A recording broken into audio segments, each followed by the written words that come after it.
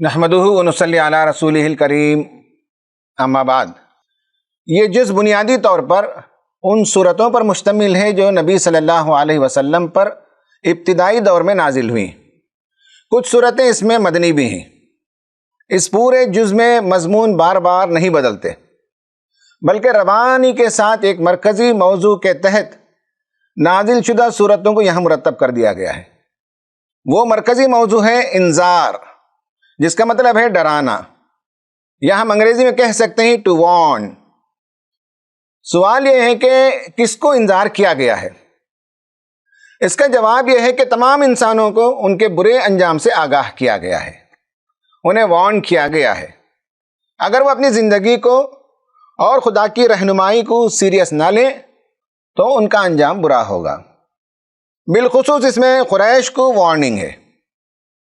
انسانوں کے different attitudes پر لوگوں کو یہاں وارن کیا گیا ہے۔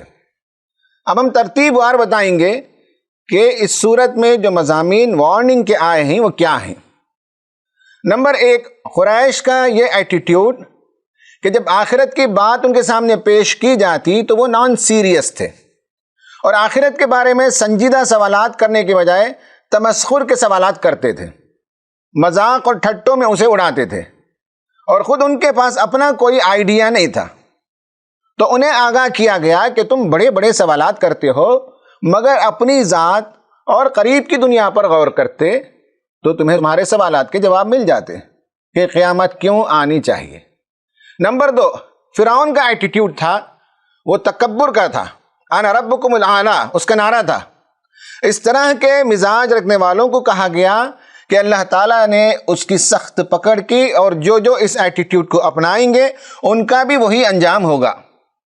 نمبر 3، مکہ کے قریش کے جو ایلیٹ کلاس کے لوگ تھے، ان کا ایٹیٹیوڈ تھا کہ جب وہ رسول صلی اللہ علیہ وسلم کے دربار میں آتے تو اسپیشل ٹریٹمنٹ چاہتے تھے، تو اس سے منع کیا گیا، اس لیے کہ حق کے سامنے کوئی بڑا اور کوئی چھوٹا نہیں۔ نمبر 4، دنیا میں بعض جاہلوں کا یہ ایٹیٹیوڈ کہ بچیاں ان کے لیے ناپسندیدہ ہیں، اس لیے وہ ان کا قتل کر دیتے تھے، انہیں ان کے انجام بد سے آگاہ کیا گیا۔ نمبر 5، عام انسانوں کے اس رویے پر پرسوچ طریقے سے تلقین کرتے ہوئے وارننگ کی گئی کہ آخر انسان کو کیا ہو گیا ہے کہ وہ اپنے رب کریم سے بھاگ رہا ہے۔ نمبر 6، سورہ مطففین میں لوگوں کو آگاہ کیا گیا کہ ان کے اعمال کے حساب سے آخرت میں ان کی قیام گاہیں ہوں گی۔ نمبر 7، انسان کے اس رویے پر انذار کیا گیا کہ وہ دنیا میں آخرت کے حساب کتاب سے غافل زندگی بسر کر رہا ہے اور بیوی بچوں میں مصروف ہے، مگر جس دن نامہ اعمال اس کے بائیں ہاتھ میں دے دیا جائے گا وہ اپنی بیوی بچوں سے بھاگے گا، چھپاتے پھرے گا، موت کو پکارے گا اور جہنم کے اندر جائے گا۔ نمبر 8، ظالموں کے اس رویے پر سخت وارننگ دی گئی جو انہوں نے اہل ایمان کو آگ کے گڑھے میں ڈال کر سزا دی تھی۔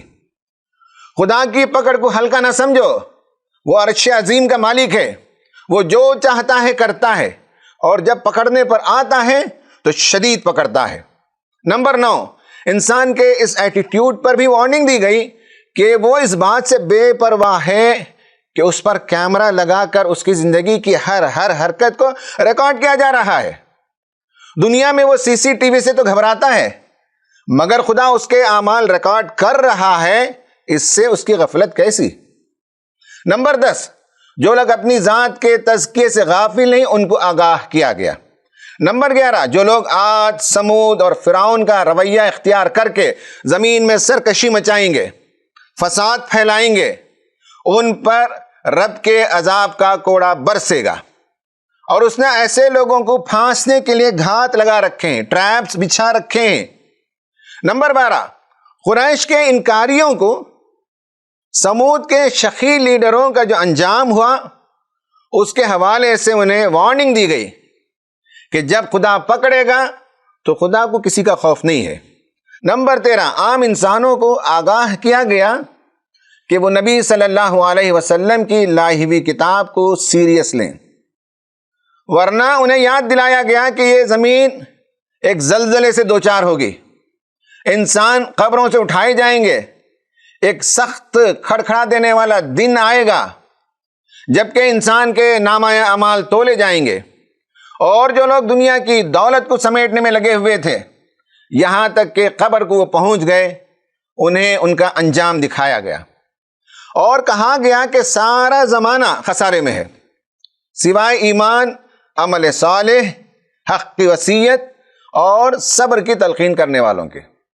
نمبر 14، طنز کرنے والے اور دوسروں کو نیچا دکھانے والے یعنی لیٹ ڈاؤن کرنے والوں کو معلوم ہو کہ انہیں بڑے بڑے ستونوں والے آگ کے اندر ڈال کر اوپر سے ڈھکن بند کر دیا جائے گا۔